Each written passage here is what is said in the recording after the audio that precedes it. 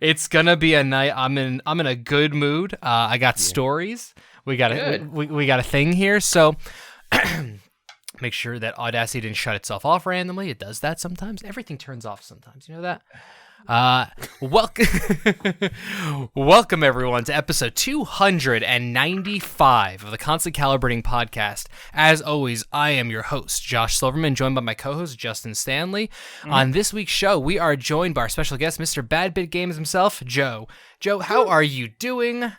You have been with us in this chat for a while with me rambling like a maniac trying to fix stuff. So how's it going? Dude, I respect it. I respect the game. Like we were talking about earlier, doing live shows, man.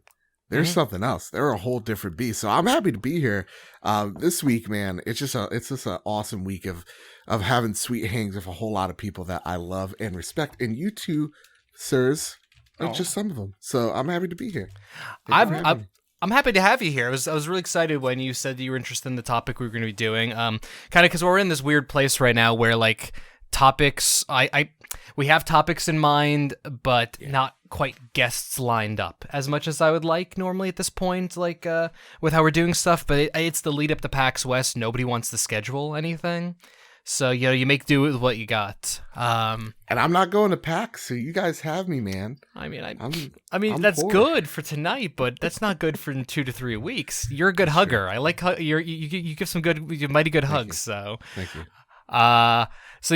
As people can see, we have 4 slots here, and we don't have but again, not a fourth person. Ryan wasn't able to make it for the show tonight, and despite searching for another person, it didn't work out as well as I would like. So we got a wonderful thing here, or I have another option for the video viewers. We could just do this mode, where it is it's just gigantic Josh across all.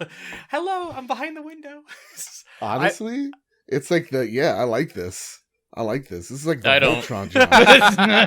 So for the reason that exists, by the way, for anyone, whenever I test out new scenes for new podcasts, I always send Justin that version to haunt his dreams, to just ask him how it looks.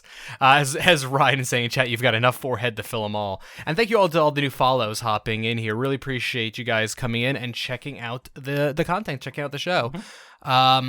So, lots of different things. I'm in a mood because right before we started the show, I was feeling hungry, and I thought to myself, I want to make a quesadilla. We have these new tortillas that we're trying, and normally, I'm the guy who, when I flip around the quesadilla in the oven, I'll just literally reach my hand into the oven, and I just flip stuff around because the normal tortillas we use, they're fine. To do that, they don't get that hot. The new tortillas got very hot, and I have actually a burn on my thumb. It's really bad. It hasn't stopped hurting in an hour. Well, let me tell you something, Josh. You're playing with fire there, buddy. Literally. You are, dude. A hand in the oven? Hell no, dude. You got to put a mitt on, man. You got to put a mitt on. You can't be surprised when things like that go wrong. Well, what I should be doing is sticking a spatula in if I'm just going to keep it in there and not slide the thing out. Was what I should. Yeah, don't use your bare hand. I've just always been that person that when it came to fire-related things, I was just like, oh, pretty. I'm the guy.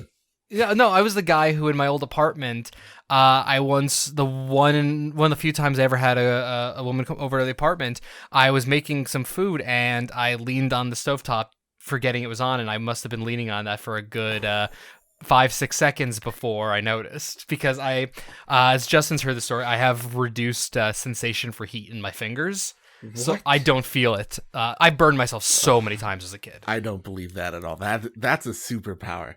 I don't feel getting burned. No, it's nuts. A super injury because I used to because my cousin and I used to be curious what was flammable. So we would get an old NES and fill it up with lighter fluid and set it on fire. And I would then pick up the NES and see how far I could chuck it. What the hell, guy? Joe did not know what he was getting into at this show. Don't. He's actually the first guest in a podcast. Constantly putting shit on fire. That is. Well, this is it's funny. This is the first show since we came back that I didn't actually remember to send our wonderful guest here the little email that's hey, by the way, I tend to ramble, and everyone puts up with it. Mhm. And so stories might happen. Please interact with the stories. So thank you, Joe. Without even getting the email, you know the game. You know the hustle. Oh, dude, I got this. I have someone for the trophy room tomorrow night, and I let them in on like the 411 of like. It starts off like a normal podcast. Then later on, I just derail it on purpose. Oh no, I've been on your show. I've been on the trophy room. It's like, wow, you see this doc that Joe sends you, and it's like, wow, this thing is so well written. Like it's scripted down to like they've got their dialogue going, they've got everything going, they've got plans, and then places for them to do stuff, and it's all worked out. And then you're on the show, and you're like, where the fuck am I? And it's one, and I mean that as the highest compliment. I want to be clear. Yeah. It's a damn shame because you were right about to get into it until Poseidon, the great god of the oceans, just was just like, no, we're just gonna cut this one short with a blackout. But yeah, man, it's So you know I'm having fun right now. I like that. Well, speaking of trophy room, speaking of yourself, tell us a little bit about yourself. Tell us who are you? Why are you here? Why do we know you? So my name's Joseph, and I have a drinking problem. No, my name is Joseph. It's not a problem. You know what? It's only a problem if you think it's a problem. It's never a problem. My name's Joseph. I host Bad Bit Games over on YouTube. We just recently hit 3K subs on YouTube, which is freaking awesome. Never thought I'd make it to that number. Who knows? And probably tomorrow YouTube will just strike me back down to 0. But there we do reviews, should you buys, top 5s, news, review. I already said reviews, news and all that jazz about all things gaming. And then we have the Trophy Room each and every Thursday, which is a podcast made by the players for the players, each and every Thursday on Apple Podcasts, Stitcher, SoundCloud, wherever there's an RSS feed. We're always talking about PlayStation. So yeah, there you go. That's who I am, man. That's awesome. I got a question for the chat. Are we lagging like crazy right now? Because I have the stream up and it's like acting haywire on me, and I want to see if it's happening to anyone else before I try to fix this problem. Because this is a Josh restarts everything problem. Your branding is so strong. It's amazing, isn't it? Just jealous of it. It's fine for like the iTunes and Spotify version. Speaking of iTunes and Spotify, if you guys go to constantcalibrating.com/cc iTunes and constantcalibrating.com/cc Spotify, leave some reviews. It really helps us out with a lot of things. There you go. No, but like for those versions and for even the YouTube version, it's all edited. So whatever, we have all local recordings. Everything works fine. But for my mixer people, for the people watching live who took the time out of their Tuesday evening to come watch this, thank you. Let me know if there's a problem, and I will fix it. Yeah. Moving onward. So yeah, no, Joe, it's cool. So it is a bit laggy. Famous Seamus would never tell me a lie. All right. He would never take his word. What's the solution to this? This is a restart the entire router, take everything down kind of thing. Oh no. That is the way to fix this. So I'm gonna ask the question: is it a bit laggy in the way of it's tolerable for you all, and I fix this problem later so we don't have this tomorrow, or is this like fuck you? I hate this channel. I'm never coming back. Wow, like that was a deep jump. I like this. Yes. So yeah, because if it's really bad, I will fix it. Sound is good. Video's laggy as fuck. Mm-hmm. All right. If the sound is look in Josh's eyes. if the sound is good, I'm gonna say let's continue onward. Soldier forward. And yeah, as Ryan's saying, Mixer's been a bit of a bitch all day, so it honestly could just be a Mixer issue. I love this platform. I love it with all my heart. It is the perfect platform for constant calibrating because we are tech issues galore. Dude, even Twitch has been having it for the past few weeks. I know all my streamer friends are just. Well, Ninja was holding everything up, and when he left, the foundation started sliding downward. Pretty much. That's what happened. That's kind of that. Wow, Justin is just like adding a new PlayStation thing every few minutes, and it's like I'm like the person over here. Like I got a Nintendo shirt on. I do actually. I am wearing a God of War hoodie. Sorry, I just realized I am that paper thin hoodie. I'll have you know that this provides no warmth whatsoever, but it looks styling as fuck, which is great for Arizona. So Joe, I was trying to think about this. I've been thinking about this for a little while. We know you from the Kind of Funny community. Is that correct? Like because I think you started we started co-following each other and stuff like that and chatting somewhere around Justin and my Kind of Funny Games Daily time. I've been trying to remember exactly where that happened because I know we met at PAX East in person, but I couldn't remember like exactly beyond that. Yeah, man, I've been following you guys since Kind of Funny Games Daily, which is like an awesome vehicle to find awesome people. That's how I find a lot of people, actually. Like, I found you guys there. I found the SGDC crew. Mm-hmm. I probably dyslexia. No, you did. You got it. Mr. Negative, who, like, I feel like he's just like, this kid's a creep because everything he says, I'm like, I like this. So I like. I have John on alerts, so I respond and he posts a lot, so much that my phone can't keep up with it, and I like and respond to just about everything. I just respond every now and then to let him know he still sucks at Overcooked. And that's about it.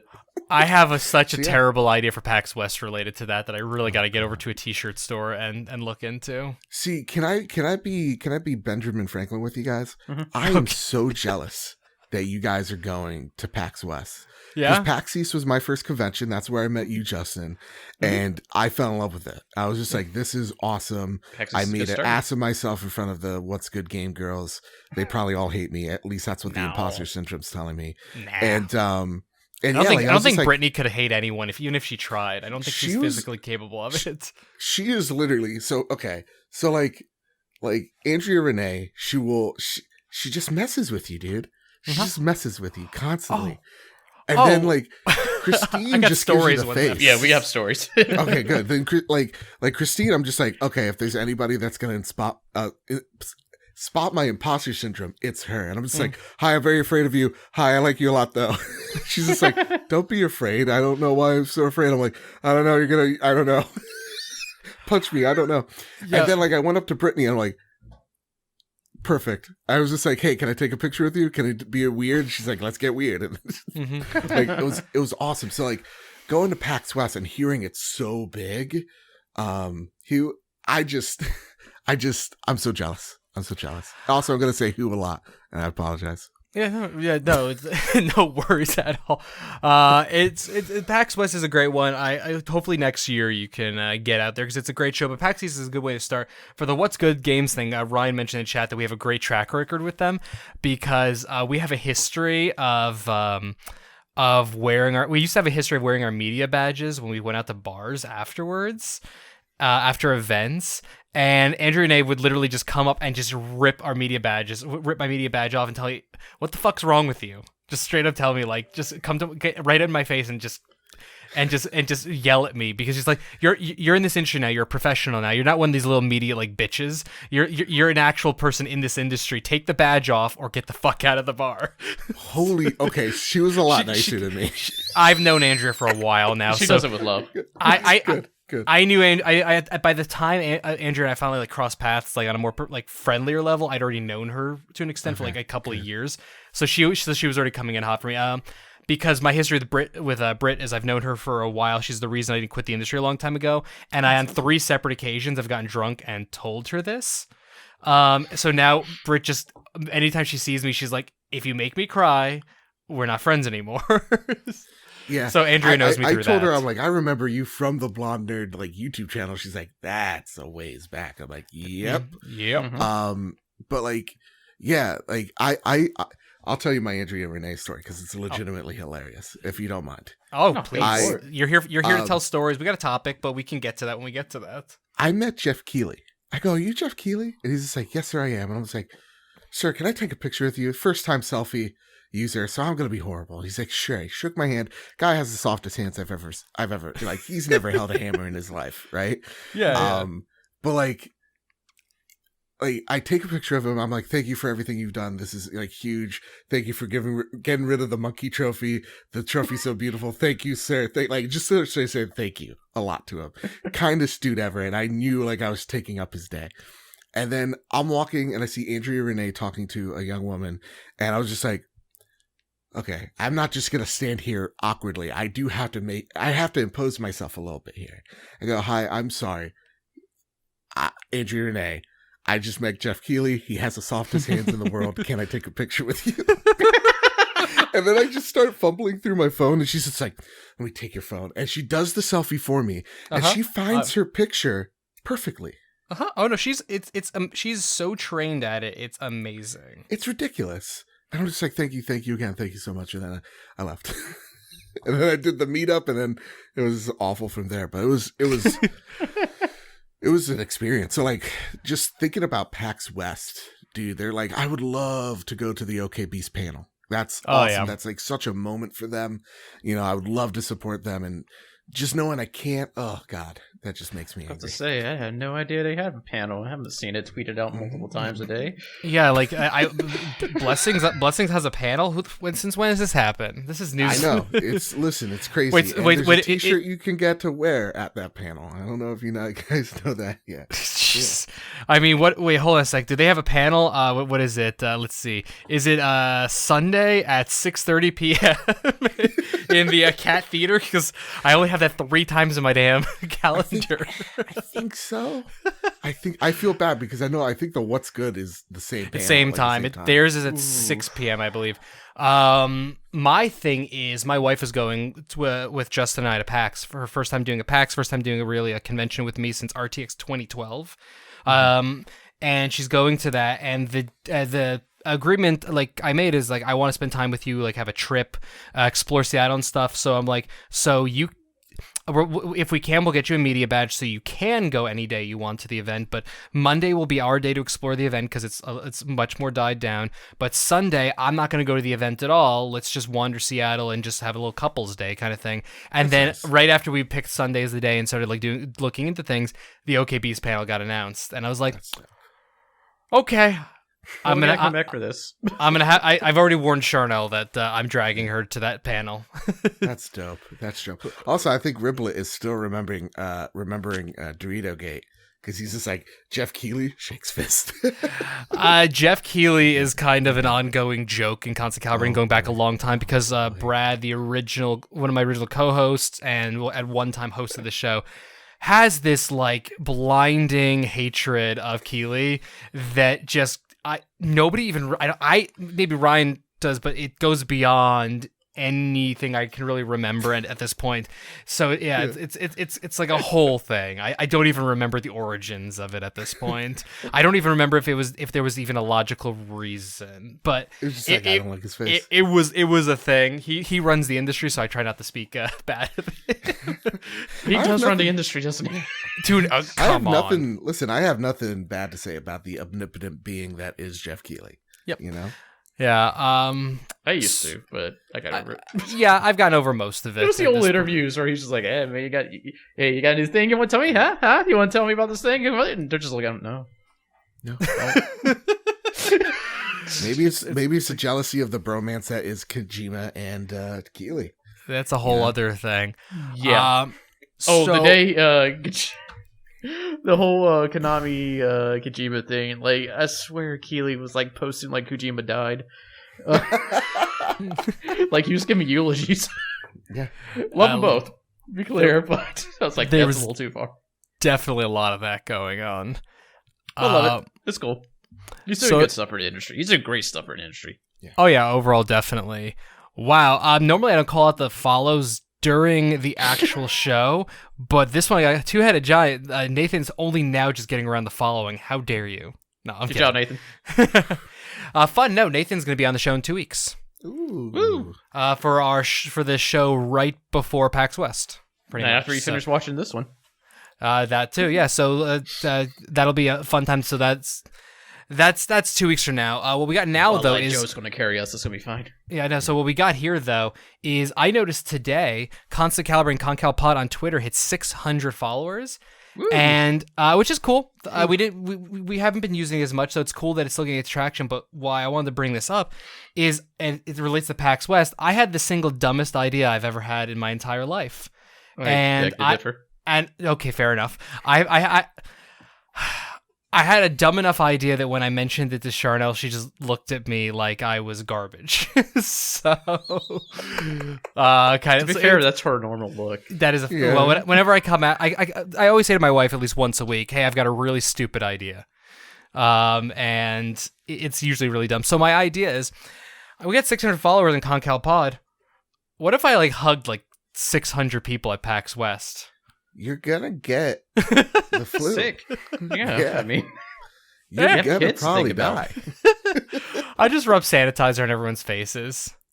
Yeah. No, I was thinking I might reduce the number to it to a smaller number, clearly, but like 6 tops. 6. It'll be like Guigi, but you covered in just hand sanitizer. Favorite Seamus is saying, whatever idea you have will be a million times better than live streaming in a public restroom or washroom. Damn. No, it's still better than that. It's at least my idea is not. No, but my idea was like, I just think it'd be fun to just like keep track of every person I hug, take pictures with people. I think it also would encourage my taking selfies with people because it's like, hey, you're hug number 10. You're hug number 137. Oh, that's dope. Oh, man, it's like a ticket authenticity. Yeah, I was just thinking like, I think this should be a really fun, stupid publicity thing. So I think if Charnel doesn't completely write me off and divorce me, I might actually pursue this just in honor of that. I think it's a very noble idea. I don't think you should go ahead and do it. That's the nicest. I think it's a noble idea. I think that's like the nicest backhanded comment I've ever gotten. It's just, you don't know who you're hugging. You know what I mean? It's like better Mr. than Justin. Negative, you know Mr. Negative showers, but you're hugging Axe Spray guy number 78. I mean, my feeling is if somebody recognizes me if somebody recognizes me from the internet in some way, shape, or form, like, hey, you're Josh, can I get a hug? I will hug anyone. So I already hug people anyways. Here's the thing. I'm gonna stop you right there. You're saying like naming like just if you said as a Hispanic in the room, and you walk into a room full of white people and go, hey, Josh, everybody's gonna turn and look at you. That's I'm just saying. Don't do it. We'll see. We'll see what happens. The idea's been bouncing around in my head all day, so maybe I'll do it, maybe I won't. Keep tuned in for one of the Twitters for that stuff. But I had a thing I was going to go into, but I'm not going to bother with it right now. Let's get into our main topic. Yeah. So the main topic of the show, the idea that I have for a couple weeks now, I've been thinking about content and how we outgrow it and stuff like that. But we'll maybe get into like TV shows and stuff like that. But I'm thinking like streams, podcasts, Let's Plays, that kind of stuff. Mm-hmm. For anyone who's watched constant Calibrating for a while, the origin of us, goes to Mass Effect, but the origin of our YouTube channel was all about Achievement Hunter. Justin and I talked about this when I interviewed Justin on our return episode a few weeks ago. But we were all about Achievement Hunter, and I've watched Achievement Hunter videos since the inception of the company. Yeah. Pretty much since the inception of them as part of Rooster Teeth, I've been watching their stuff, and I've been noticing over the last couple of years, it was like, wow, I watched almost everything they produced. Wow, they're producing a lot of content. Okay, I'm just gonna watch Minecraft and GTA and the occasional Worms or whatever that they do. And then it got to the point that I'm like, I just can't even watch Minecraft anymore. I now just watch their GTA stuff. I don't even always finish it. But what I found is anytime I would sit down to eat lunch, anytime I would, in my office, or if I was eating dinner by myself for some reason, or just any meal, I would just go pull up Achievement Hunter, find their latest GTA 5 thing, and I would just watch that.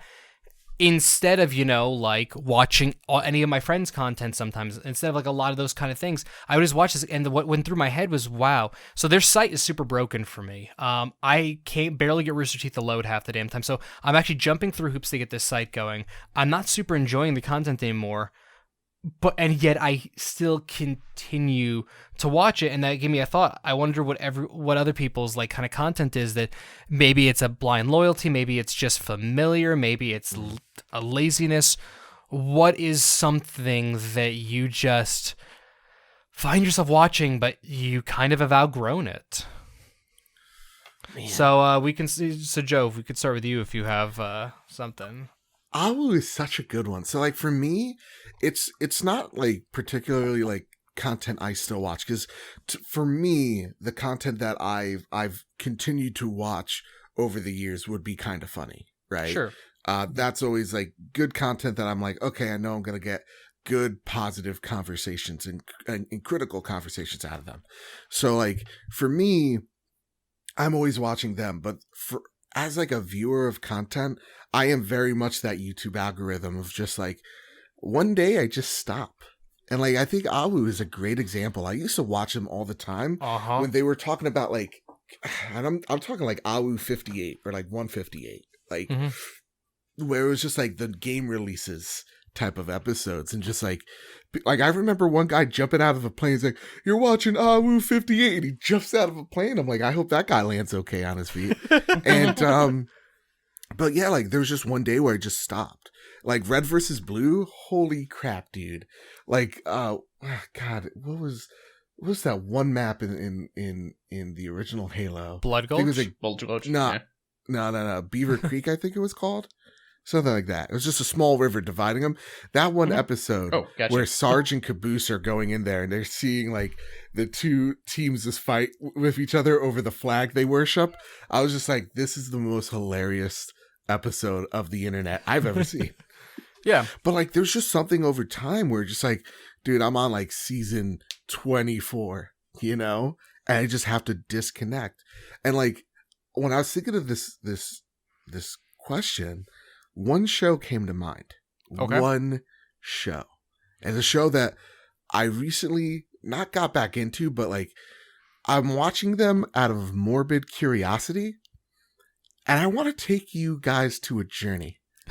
The heat of Call of Duty. The year 2006. YouTube lay it on me. YouTube is nothing but a giant Call of Duty. Like commercial. Everybody has a walkthrough, and it's like the pre-Twitch where like one guy would have a video of Call of Duty and you're watching it for the gameplay, but he's talking about his day and how he had Chipotle for lunch. Like it was just nothing. It was just like the pre-streams. It's the pre-Twitch. And one person in particular, Woody's Gamertag. I used to watch Woody's Gamertag all the time. I don't know why. I really don't know why.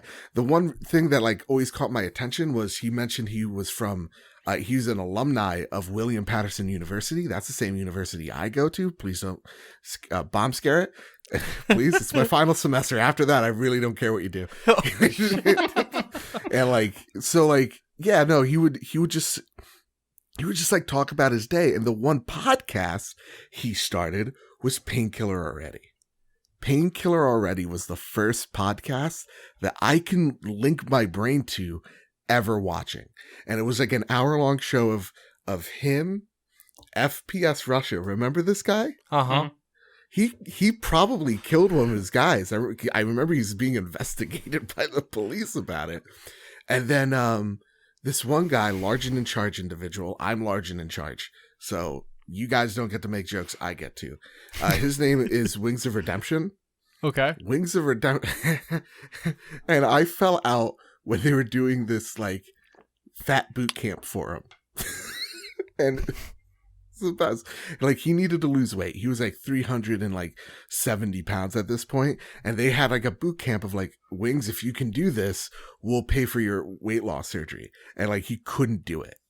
And I was just like, literally, it's May of this year, and I'm just like, I wonder if Painkiller Already is still alive. I wonder if, you know, I wonder if Woody's Gamer channel is still around. Most importantly, I'm very much interested to see if Wings of Redemption is still alive, because that guy was, again, he was large when I left, and then he was even bigger now.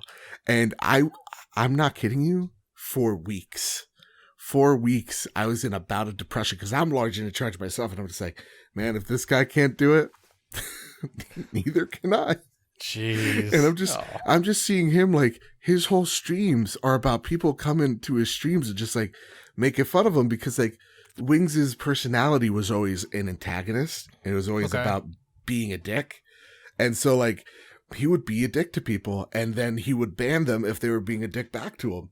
And so it was just like this, and apparently he was like scamming his audience to get a weight loss surgery. And like people are like, can we get the proof that you went to the doctor? He's like, I can't get proof I went to the doctor because he's in Mexico and they speak Espanol over there. It's like, dude, I'm just watching this. I'm just like, man, when I was like 13, 14, these guys were like not even cool to me, interesting. Okay. So that's my guilty pleasure. I literally spent a month just wondering about, like, just watching this guy watching a person's downward spiral. I was just like, how low can we go? And apparently it's really low, you guys. You'd be surprised. It's amazing. It's amazing what you find out there in the content, like in the types of people and that kind of stuff. Dude, and it's also amazing of just like looking back and going like, why was I into this? Uh-huh. Like one day kids are going to look back and they'll be like, why was I even into Jake Paul? I really wish people would start doing that now, but I really did. I thought like the dead body in the woods would be the thing that, but apparently if you're white and attractive, you get away with literally anything. It's, so, like, it's skill set. Yes. Yeah. Is it skill set? But like, yeah. So like, I'm just, it's one of those like traits. Yeah. It's more trait. Yeah. I was just taking advantage of the natural, Big brother. God, what the hell am I looking for here? It's gonna be horrible whatever I say. Just the natural traits. Yeah. Ooh, Nathan said something really good. Yeah, no, I was gonna go to his next before we went to Justin. So Nathan says, I've outgrown Game Grumps game related stuff. They've pivoted to live action stuff that I like, but I've unsubbed and subbed and unsubbed multiple times. I never could get into the Grumps, honestly. My wife's her best friend always tried to get me to watch their stuff. Like I like things adjacent to them, like Starbomb, like Ninja Sex Party, but and like Dream Daddy, a dad dating simulator. All stuff like related to them. But like I tried to watch years ago. They did some show where they played the Leisure Suit Larry games, and I just found myself like I just their style, something about it didn't work for me. Yeah, I like when Aaron plays Dark Souls. Yeah, because like he's legit. His skill level is very much equal to mine, but he thinks it's a little bit above where he thinks it is. So like he's taking it very seriously, but he dies, and then Danny's just sitting next to him like doesn't care. And so like I like their Dark Souls stuff, but like Nathan, same here. Like I'll check them out every once in a while, but they constantly like flood my feed. So like I'm right there with you. I'm constantly like unsubbing and then resubbing because like my friend Fiona will give me a compilation video and I was like, damn it, I like these guys. Sub. That's like about the Game Grumps too. Like I wasn't a huge fan of the Grumps themselves, but like Aaron, especially when he used to do his kind of retrospective on games like the Mega Man X one, Legend of Zelda: Ocarina of Time, and all that. Those I really heavily enjoyed. But yeah, as far as like stuff goes to me, I mean, it's the boring answer. It's life change. I generally got like heavy into YouTube culture and just a bunch of channels when I was working a job where 80% of the problems I solved remotely at a computer. So I had a lot of downtime, and most of the time I spent like watching videos or working on stuff for constantly calibrating. And then like it's just whenever I took my new job, I really don't have any downtime at work. So I just kind of like died off of everything, and I'm at the point now like when I'm home, my passion's in gaming. So if I'm here, I'd rather play something. And of course, I'm always like tell myself, it's like, just turn something on the side screen while you play something. I keep forgetting. That's my life. Dude, like talking about that, like making content really changes the perception of how you view content. Mm-hmm.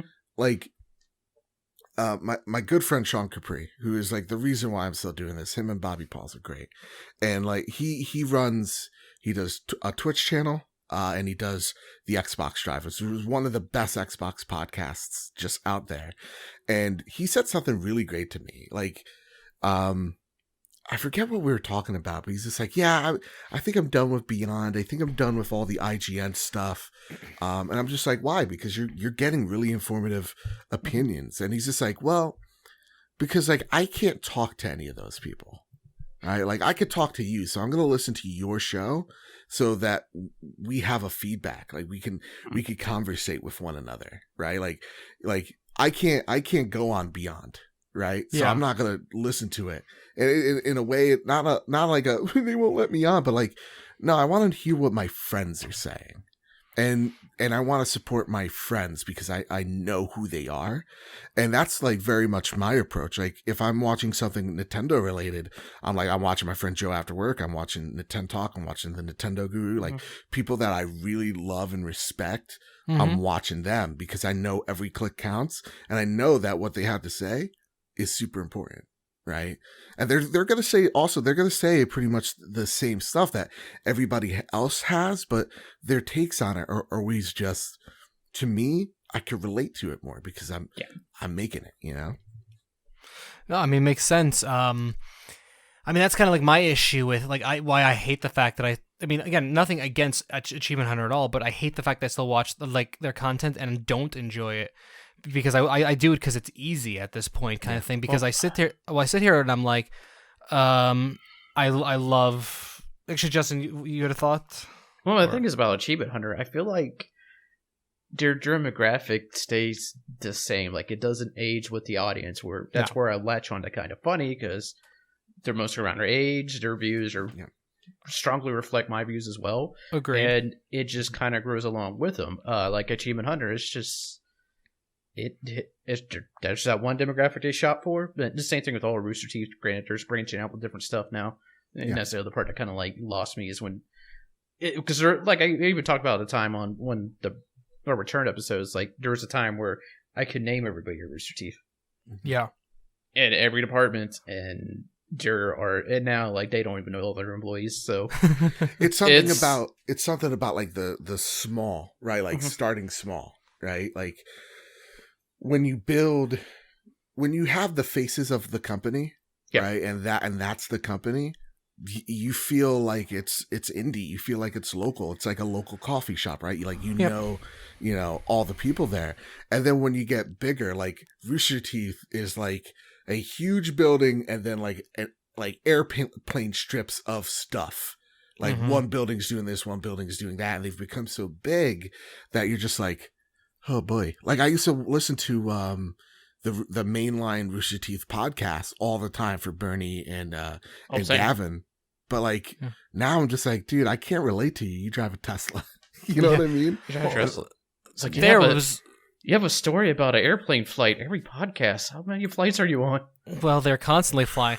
I mean, there was a time, not like just as a name droppy kind of thing, but there was a time when anytime we had a person, anytime Justin and I or Brad and I or whomever, we're just like, I kind of want to talk to someone from Rooster Teeth. We just sent an email out and we literally had someone from Rooster Teeth on the podcast like a week later. And almost every time that happened, I would get an email from Bernie Burns being like, hey, thank you so much for taking interest in a company. It was a generic form letter. It was the same letter every time, but it was still like coming through. I don't think I could get people from Rooster Teeth that I'm friends with on the podcast because they have to jump through so many hoops, and that's just the nature of business and stuff like that. But it's still like so. Like dialing back on like what Nathan said in chat here and what you mentioned, Joe. Nathan said that reminds me a lot of what it's like to be in a local band and have that kind of community. So it's that kind of once upon a time they were your friends on the internet. They're how Kind of Funny is now. They're your friends on the internet. You know. Greg Miller is this massive, force of nature of a human being, and the rest of the team are these big faces.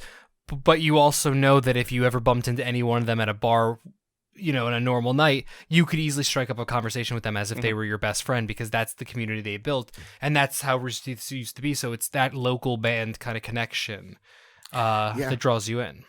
Yeah, it's like as a creator, you have to have that mindset too of just like.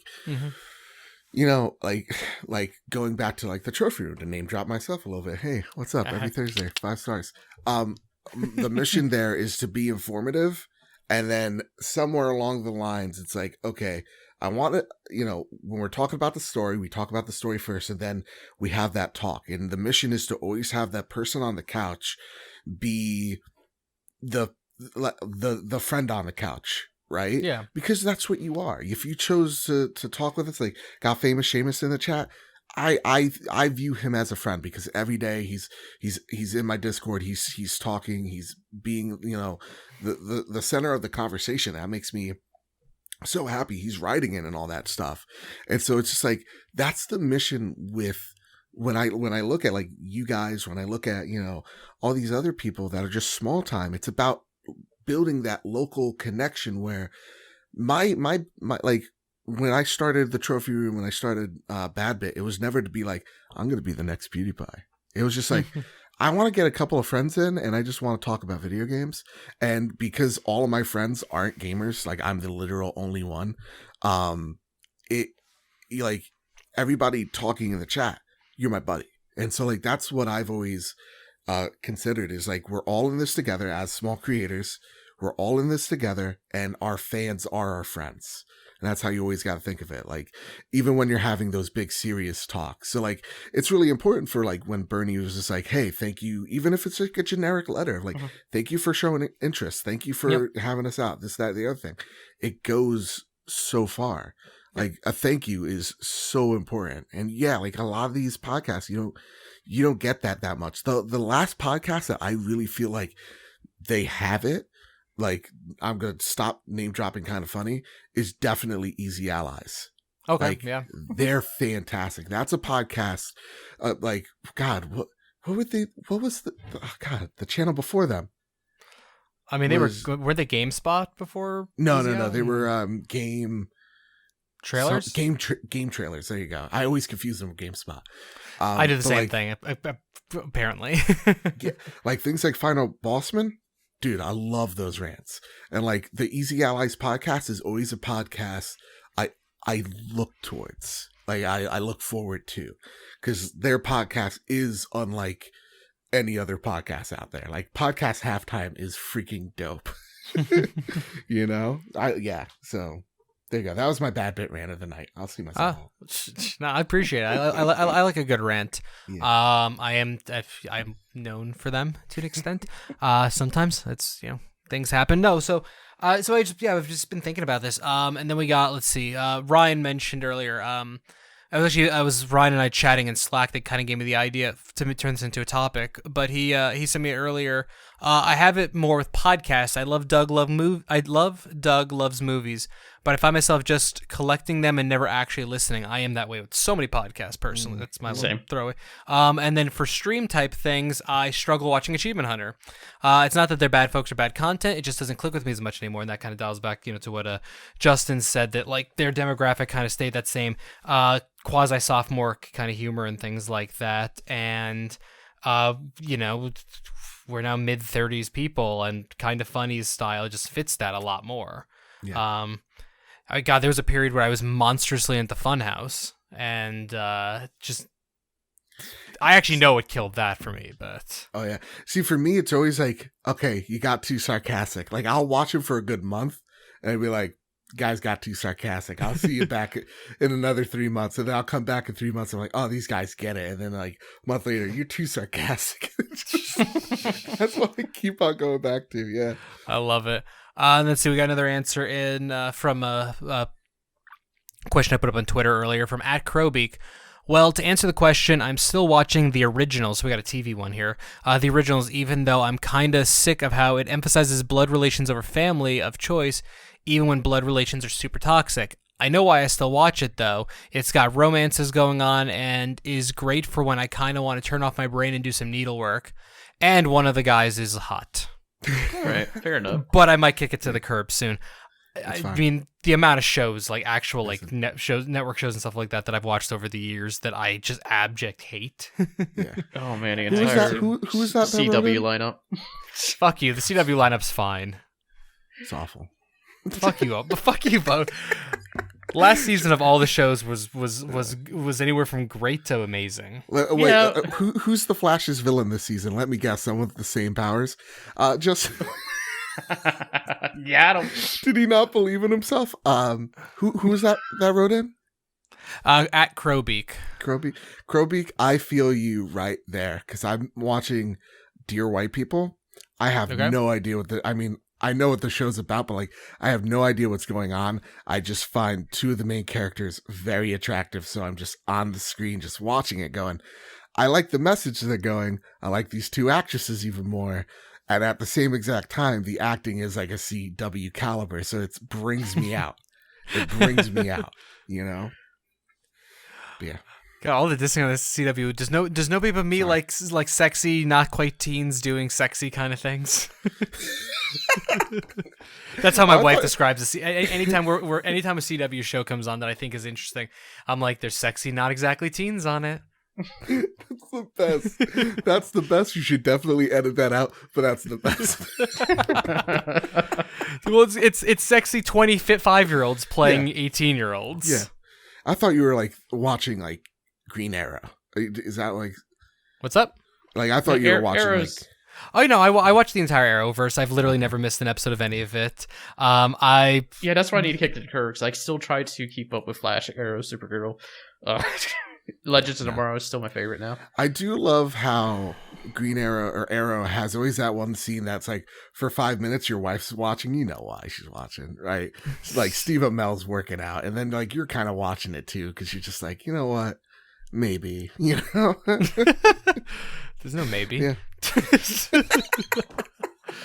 But speaking of sexy people shows, I saw something in here from Famous Seamus a little bit ago. I think my thing was Big Brother. I used to be a huge fan of the show, but then one day I went, why do I care more about these random people than myself? Then I just stopped watching altogether. Yeah. Which I wish my in-laws would get that way about that show and all reality TV. Seriously. It's just reality TV seriously. in general. Please, God. Though I do love my mother-in-law's thoughts on all the Total Divas and Total Bellas stuff, because it's literally that apparently that show's convinced her that she wants to go with me to a wrestling event, and I just think going with my mother-in-law to see if WWE or NXT or if AEW comes out here show would just be the funniest thing on the face of the earth. That'd be fantastic. Take her to a house show. She'll love it, dude. Take her to a house show. She would absolutely love it. And then Famous Seamus also said, I think the last gaming online person I lost track of was the Game Theorist. I couldn't keep track of all the live streams, game theories, especially the FNAF videos. And just Matt in general is one of those people I would love to meet / just yell at how dumb he can be sometimes. That's just a theory. I feel like Matt from Game Theorist, he turns off like at night. I think he's a robot. I think you put him in the closet, and then 9 o'clock wakes up. He's like, "That's just a theory," and then bam, he's up, and then he's just walking around. Jesus Christ! Don't think he's a real person. I'm one of those people who I know a shit ton of stuff about YouTube. I know a shit ton of stuff about Twitch, Mixer, all these platforms about influencers and stuff like that. But I legitimately will always be like, I have no idea who the fuck these people are. Like I've never heard of this before tonight, so it's just like Game Theorist. Never heard of it. Really? You never heard of it's just a theory, a game. You never heard of that? Nope. Oh my god. Well, that's the weird segment of the internet I exist in, where I know everyone and everything. Yeah. Until I don't. Until I just suddenly realize I don't, and it's always a fascinating conundrum of a situation. Oh, dude, that's always fascinating. Like you like when you stumble on a controversy of a streamer, you have no idea what they're about. Mm-hmm. Or like a YouTuber, and you're just like, let me just see this garbage fire for a second. You know what I mean?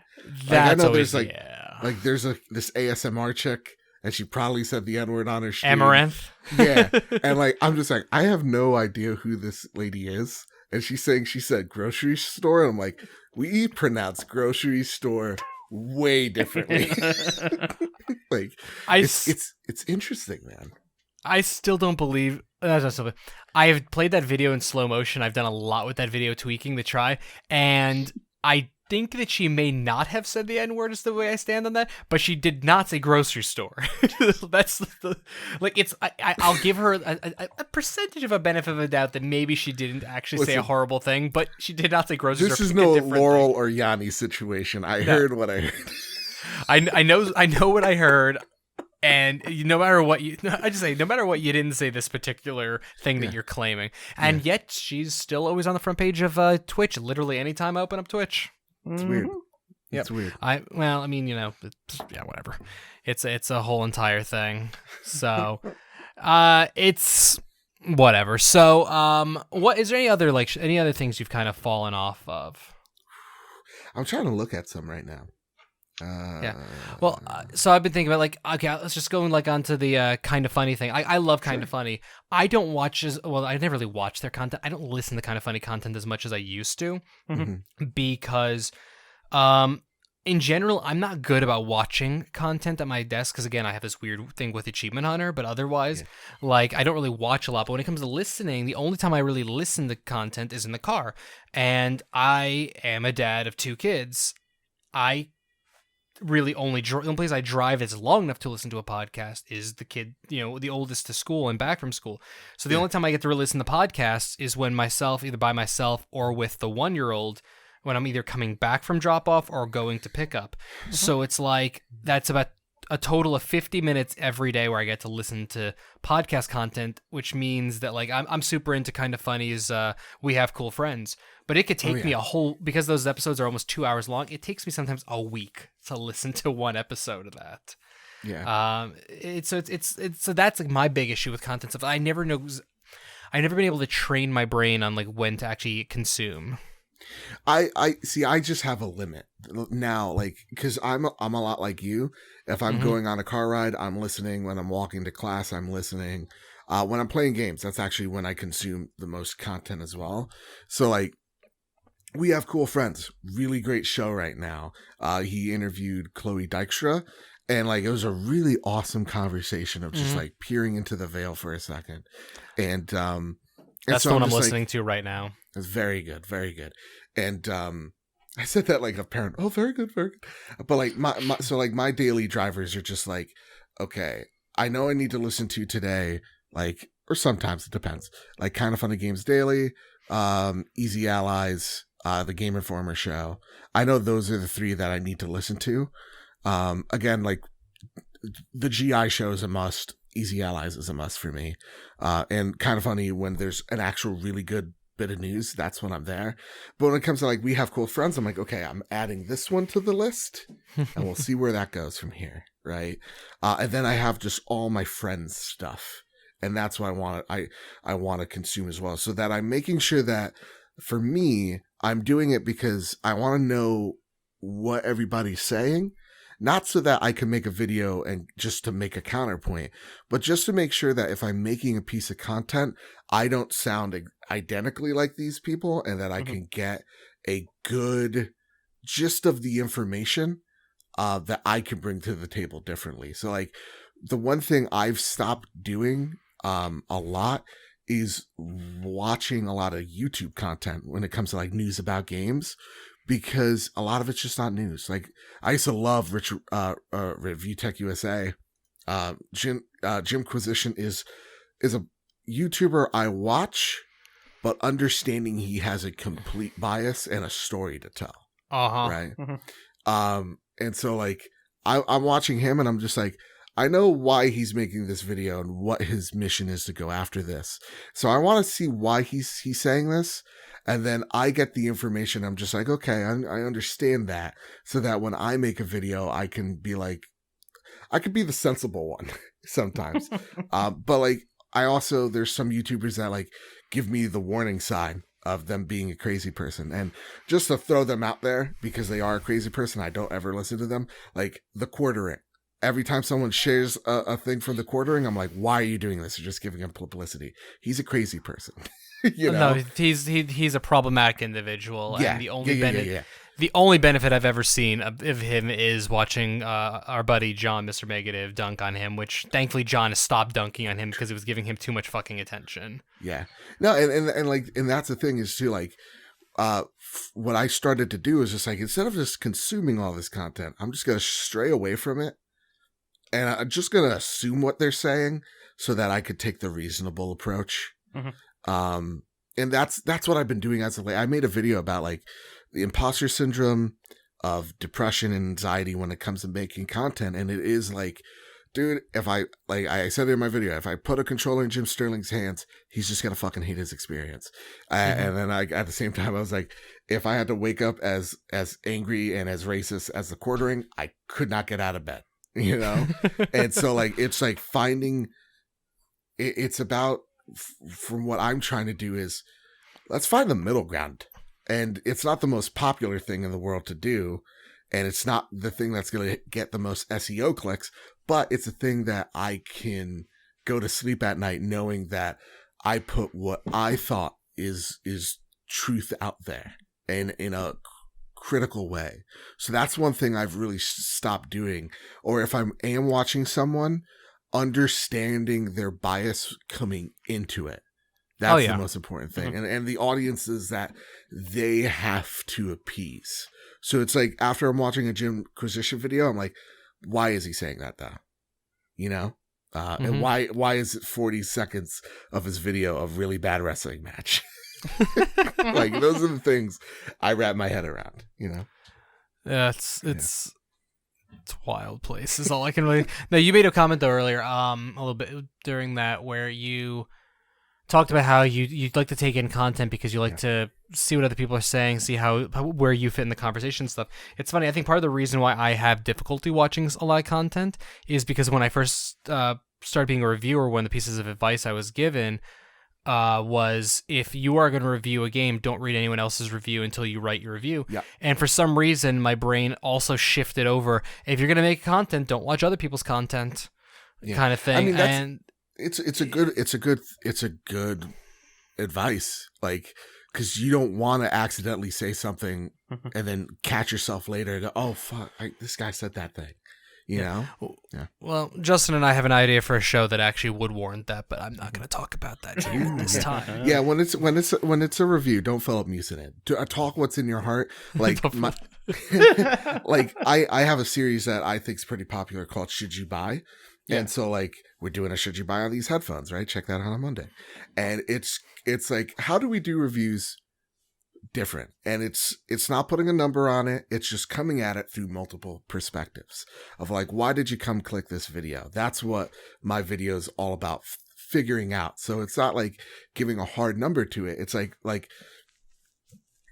last week we talked about the Xbox One X. Should you buy it? I was just like, no, if you're just buying it at a sole 500, but if you're trading something for it, right? Mm-hmm. If you could get the price down to this number, go for it, right? And it's kind of like approaching content differently. And the one thing that I've gotten bogged down with, that's why I stopped listening to other people as well, is when you listen to all that content before you make yours, or even as you're making yours, even if it's like a podcast on your way to work, you start to doubt yourself that you can bring anything different to the table. That's what I always thought going through it. So my one thing is like, when making content, be absolutely aware that people are coming for you and they're not coming for the thing necessarily, for the thing you're talking about.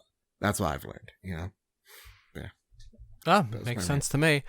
Justin, you got any other things you want to talk about content-wise, or? No, I think we covered everything. That's the problem. I think we've covered just about everything. Agreed. We hate everything, guys. I hate everything. It all sucks. You're all garbage. No, I just want to get better at listening to my friends. That's really my big deal. I want to get better at I'm good at shouting them out on the show and stuff like that. And, throwing people out there to like other stuff to listen to and watch, but I'm very bad about listening to it myself. Shit, Justin and I were on a major thing that I want to still watch, and I still have not actually watched it because that's just getting the warped way my brain works. Yeah. To be fair, I can't watch anything I've been on. Well, like my thing is just making the presence. Like every time I see someone streaming, like you guys, I'm popping in, right? And if I could say hello, I'm saying hello, and if I can listen, I listen. But I always want to stay there. Like that's my always thing is like, not to like, I need to make my presence known, but like to actively support people. It's like, that's the most important thing, because it sucks when you're like, let's just say you're streaming and you're at 0. And you're like, God damn it. And so like, if you need that boost, I'm here, man. That's why I like when it comes to streams. I do the same thing. When it comes to streams, real talk, here's a funny joke. I was watching Ed Placencia from Married to the Games. He was streaming Final Fantasy, and he had a few dozen people in the chat, and then I had my friend Caro streaming Fire Emblem, and I'm like, I'm gonna balance both of these perfectly well. Nothing wrong is gonna happen, and she's talking about a romance between like a person in their 50s and someone in their 30s, and I'm just like, I type in their chat what I think is, I go, if they're old enough to party, that's good enough for me. And I accidentally typed that in Ed's chat. So no context, I look like a low ball creeper. So like, that's the thing. You just like, it's just like, I'll have 5 tabs open, just making sure that like I'm at least giving 5 minutes listening to you and what you got to say and giving some feedback, and then letting you know that, hey, I'm going to be right back, and I'm trying my best to be right back, you know? Yeah. Because I got the summer. I got nothing to do. Yeah. Yeah. I mean, it's a good habit to get into. It's a good thing to get into, supporting people. And, you know, because again, the people who aren't familiar with streaming or just like, they've just viewed stuff and not really dabbled with the actual streaming side of things, you don't understand that, like, difficult. That some people are like, well, one's not big. Having one viewer is not better than 0. It's like, it's insanely better because you have to think the quantity of people who have 0 viewers. Mm-hmm. Yep. So just that little one more viewer knocks you up about 1,000, depending on the platform, thousands upon thousands upon thousands of places on that activity page. So every viewer is another bump upward just to get you to get more eyes on you. Yeah. That's why a lot of people will say that they want like 5 to 10 active viewers because, one, that's just a good amount of people, but also two, that is the encouragement for the algorithms and stuff at that point to actually start servicing you to other people. Yeah. Not only just that, like to actually having active is the keyword, people who actually engage you in chats, it just makes the stream go so much better. Oh, Yeah. dude. That you have someone to bounce off of instead of just performing for what you think is nobody. Yeah. Like when I'm recording the trophy room, I know I have a really good show if the questions are about individual news topics. Like if I'm talking about 3 or 4 things and I have questions about three or 4 of those things, I'm like, oh, this is going to be a great episode because I didn't have to think of these questions. You guys just did it for me. And like it's all about like bringing the community with you, and then people will come. And like, if you it's like, if you say, hey, you did an awesome thing, you got acknowledged for that, people will come and like watch you. And like when you as a streamer, again, for me, it's about friendship. So it kind of, it's a bonus for me, but like if you're streaming, it helps your psyche out so much that you're not just talking into the void, and you have people there. And like, whether it's 2, 3, 4, 5, whatever, 1, you're just like, I'm not alone. This is awesome. We did the trophy room episode last year live, and we had like 30 something people in the chat. I was like, huh, holy crap, that's amazing. Like, that's a great feeling when that happens. Yeah. Like, and like the feeling of vindication as a streamer, like it goes both ways. Like as a viewer, you feel acknowledged, you feel accepted, you feel at home somewhere. And as a streamer, you feel the vindication of all this hard work has amounted to something. And for this, it's just like, it's amounted to all these friendships. It's dope. It's a good conversation. I like this a lot, you guys. Community is good. I'm kind of in this fun moment that I was at last week at the end of the catch-all where the sun is beaming through. I thought I closed the curtains, but they didn't close all the way. So I just have this like little beam of light, like almost like an ant with like the magnifying glass on it, just like coming through these curtains. So every now and again I turn. Well, that was not English. Every now and again I turn and I just can't see for like a fraction of a second. It looks like heaven's about to beam me up, dude. It does. Where is it? Actually, I think it finally. Oh, there it is. Yeah. It's I just keep like, on. You're saying sunlight. I'm like, dude, it's almost 10 o'clock. I'm in Arizona where the sun never sets because it's trying to kill you personally because it has your address. It's like the so we USA. So I threw out a thing like, hey, do you have any questions for our guest or in general on the podcast? And people threw back some questions for us. So at Penwell Writes asks, do you think a PlayStation All-Stars Battle Royale 2 will happen in some shape or form? Justin, let me throw it to you first. No. Okay, Joe. Okay, I got reason behind that, though. Same reason why you won't see a Vita 2. They tried their hand at it. There's somebody who has the market, even not. There's other options out there, especially with a game like that. I mean, one Smash is out there, being Smash, being a Nintendo polished product. PlayStation still doesn't have enough iconic figures that people will recognize. I mean, yes, they're there. I will recognize Sly Cooper. I will recognize, Crash doesn't count. But I mean, they even got a point where they're pulling like, hey, here's Big Daddy from Bioshock. Yeah. That's what you think about when you think PlayStation. It's just they didn't have enough to really fill out a roster. It wasn't a bad game by any means, but it's just what's the point in trying to do something like that? And then and the other thing is there really wasn't another game like that on PlayStation at the time. Well, now there are plenty. One in particular, free to play, Brawlhalla, is on every platform. So yeah, it's one of those things like they really don't need to. They're trying to catch something, but they know now that it's just stick at what they're good at. Stop trying to catch on with the trend. Yep. I'm awake in chat saying it's a Vita 2 exclusive. Somewhere in the afterlife, in an alternate reality, it's an exclusive to that system. Yeah. Nah, that makes perfect sense. It's also, as Nathan's saying, it's too much licensing stuff. Yeah. So, it's... Like, Nintendo owns all the IP they put in the game, but... They own or publish or have some affiliation with everything that's in Smash Brothers, or the few licensed things they have, they're few. It's not a major component. It's a minor part of the game. Yeah. Yeah. It's a Joker from Persona and stuff like that. Yeah, Joker from Persona, Belmont's from Castlevania's. Actually, I'm surprised. I guess Konami's Smash playing Brothers nice. has become like a celebration of video games. Like not only that, like video games. I mean, there's people who are like, oh god, who is it? Oh, guys, do Cuphead. Like, they're not going to rest until Cuphead is in Smash. Like, that's what they've said. It's a prestige stat. Just like even if it's just a trophy or now a spirit, still you're in Smash somewhere. If I get Cuphead in Smash, I'd lose it. Damn. That would be pretty awesome. I think that'd be pretty amazing. Because they'll do the stop motion, like they'll draw it as well. Like they're crazy enough to do that. Like even if it comes in an assist trophy, like we got Shovel Knight in there, that'd still be awesome. Shovel Knight or Riot.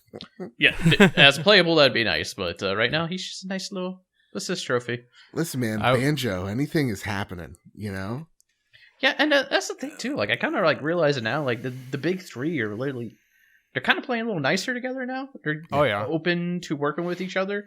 I mean, still, they have lines they will not cross, but I don't know. That line seems to be getting thinner and thinner. So yeah, I would legitimately. I don't think it, unless Ultimate they just keep adding characters to it, without stopping.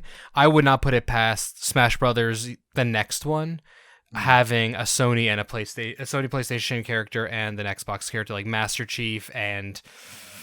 I don't know, Kratos.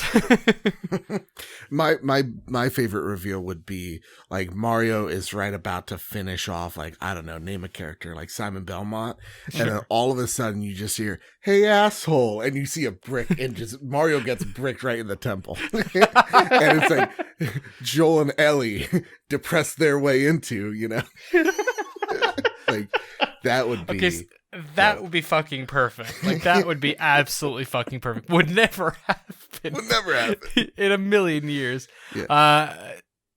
There's some possibilities there. There's some interesting directions that could go with it, but I would love to just see the big three play nice and get more stuff in there. I mean, I'm still, as far as we're on a complete tangent here, but I mean, as far as Smash Brother goes, I'm still holding out for Sora as one of the DLCs. It just feels like they've been teasing that ever so gently here and there. So it's just the Mickey Mouse connection, man.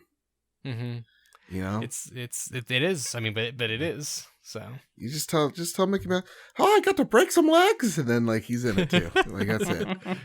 No, I would like to say that just like my hopes and dreams, that game is dead. You're never gonna get a sequel.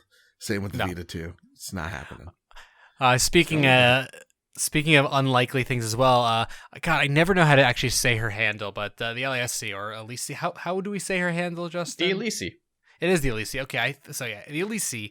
Just all she wrote was N60. Yep, I fair enough. All she wrote was N64 Classic 2020 ? So, is there going to be an N64 Classic? We've had the NES Classic. We have had the Super Nintendo Classic. I am going to go with what Nathan's saying in chat, a hard no chance in hell. Pulling the Vince McMahon out there. I don't think it's happening. I don't think that is a system they want to go with. Well, that's things. The N64 is... Those controllers, I can't imagine how much it costs to produce. the production of the controllers, I think, would be extremely not cost efficient to make. And then on top of that, a lot of us who grew up with the N64, I think we have an issue where we think the N64 was better than it actually was. Oh, yeah, it's rose-tinted glasses thing. Yeah, but like that is the most rose-tinted glasses system ever. Nathan continues to point out the controllers would make the box bigger, so it wouldn't be this tiny little box you're selling it in. You would need 4 controllers because 90% of the games of that system were made for 4 controllers. Mm-hmm. And then there's not that many good games. That being said, give me an N64 classic that just has WWFE No Mercy and like whatever. That will never happen. I mean, no. Give me an N64 classic that is just N64 wrestling games and nothing else on it whatsoever. Give me WCW NWO World Tour. Give me Revenge. Give me No Mercy. The only WrestleMania person out 2000. there who would produce such a system is Soldier Boy, probably. Quite possibly. I think Greg Miller would fund it. Yeah, he'd fund it, but he wouldn't actually do it. Soldier Boy don't care. He doesn't care. Bring on the lawsuits. Yeah, no, I don't think an N64 classic's in the works. Yeah, I think it's like you get to the point where like Gen 5 and 6 are so hard to it is the looking at it with rose-petaled glasses, right? It's like, oh yeah. Yeah, those games don't run as good as what you remember them because like nobody mastered the controls. It's kind of like the first few years of VR, right? It's like nobody it's still like it's difficult to get movement in the game right, you know? I mean, if you want a perfect example of something you can actually go play today, Rare Replay. You can jump on Perfect Dark, Banjo-Kazooie. Yeah. Tell me how you feel. I mean, that's the thing is you remember the N64. We remember the N64 better than it actually was, and I was an N64 fanboy. Mm-hmm. And I can go back and play. I can go back and play the NES. I can go back and play the Super Nintendo. I cannot. Anytime I try to play an N64 game, I find some level of disappointment. It's why I haven't in years tried to play Shadow of the Empire again. Like it's kind of like the jump to 3D was like puberty for gaming. Mm-hmm. It's so awkward. Some gems in there, but for the most part, it's just trying to adapt to this new thing, and a lot of things didn't do it well because we still didn't really have. Honestly, I don't think the technology was there to support what we're trying to do. Yeah, we can get the visual to work, but how do you control that thing in a 3D space? The thing that came closest to actually controlling decently well, which I think is Mario 64. But even that is still rough. I mean, also, it's not great. I have a bad memory with the N64. Yeah. I remember I was at a mall. I was looking at Mario Kart through the window of a Funko Land, and turn around. I didn't see my family because we were at the food court, and I walked up, and it was this black family. I was walked up and like, wait, you're not my mom. And then I just started freaking out in front of them. They're like, these parents need to get this kid. So that's what I remember. Oh, geez. That is a very specific memory, really. Yeah, it just activated. I needed to say it out loud. And from there on, I committed to Sony. Yeah. Yeah. That's literally the origin story to the trophy room right there. That experience. That's the secret origin exposed here. Pretty much, man. Oh boy. Jeez. Yeah, so to answer the question, no. And that being said, on the subject of old Nintendo stuff coming back, apparently there's the Super Nintendo prototype controller related to the Switch out there, so we can finally stop listening to Mr. Megadev bitch on Twitter about there not being Super Nintendo games, in theory. It seems, I don't know, that seems pretty damn likely. We're going to talk about that more on the catch-all tomorrow, but it's just, since it's on that topic, finally, so at least we'll be getting something as we head into from 2019 into 2020, even if it's not an N64 classic. Which I'm sorry, Joe. I've been staring at the whole podcast. Did you pay for the PlayStation Classic, or did Best Buy just throw it at you with something else? So here's the thing: we all make mistakes, Justin. We all make mistakes. Hey, we all make mistakes. I currently have a Google Stadia pre-ordered. So see, we both have lifetimes to Star Trek Online. Oh, I have a my Lifetime of God. Champions online as well. Yeah. Yeah, let me just wait. Let me look back here. Do I have anything else I regret? Yeah, any other embarrassments hiding behind you? I still keep my copy of Two Worlds Limited Edition to remind me not to do it Oh, again. but the it has worst not game freaking ever. I hate Two Worlds so much. Oh man, that intro song to slaps. I guess that's what the kids say. I know. I remember playing 20 minutes of it. I was just like, this is freaking garbage. Two Worlds garbage. Not that bad. But You've been saying that for years, Justin. Nobody's listening. Nope. I mean, I'm listening, but it's... I mean, yeah, we all have those purchases, and mine are just exclusively related to MMOs that I funded in some way, shape, or form, and then forgot to play. Shout out to WoW Classic in a week. I'll see you for a weekend. God, I can't. Everyone keeps asking me if I'm going to play that because I've been really into Final Fantasy 14 lately, and I'm just like, no. I played Burning Crusade. I don't want to go back to before the time I played it. Oh my God. Oh, dude, I've been there since Vanilla. Wrath was my baby, and then I dropped during Kata. Yeah, I was burning. I felt the burning sensation through Cataclysm, and then ducked back in briefly for Mists of Pandaria long enough to make a Pandaren and realize I wasted money on a collector's edition of that game. Fair enough. Well, actually, I'll say this: the story of Mists of Pandaria probably their strongest until Legion. So It's just a timing thing. I know better than to keep doing it kind of situation. I don't have the attention span to actually like read a dialogue. I think that's probably most of my problem with stories in MMOs. Garrosh was like pre-Trump. That's all it was. And, like he got his way. Like they literally built a wall and shit. It's nuts. No, I mean that's essentially what that story is. I always try to keep up to date with the WoW story just to understand where things are going. But we're reaching that time of the show where my wife starts texting me asking when we're going to be done. Because so we've reached that point, and I think we've had a good conversation, a good time, some fun stuff. Joe, where can people find you and the things you do? Ooh, you could find me at Bad Bit Games, where we talk about all things games, whether it's reviews, top fives, game news. You can find us all there at Bad Bit Games. And you can also find the Trophy Room there each and every Thursday. The Trophy Room, a PlayStation podcast made by the players for the players each and every Thursday. Again, on YouTube, Apple Podcasts, Spotify, wherever there's an RSS feed, please rate us 5 stars. We greatly appreciate that. That's it. That's all I got. Do it. No, it's good stuff. It's good stuff. As I said, I've been on his show. It's a good show. Go listen to it. If you're listening to this show or watching this show, go over there, drop some subscriptions, listen to it, give an honest review or a dishonest review if you really just want to, but give a review. None of us here are that picky. 5 stars. One guy, I got my first 1-star review with a comment, and it said very unprofessional. I was just like, what? What That's part? Yikes.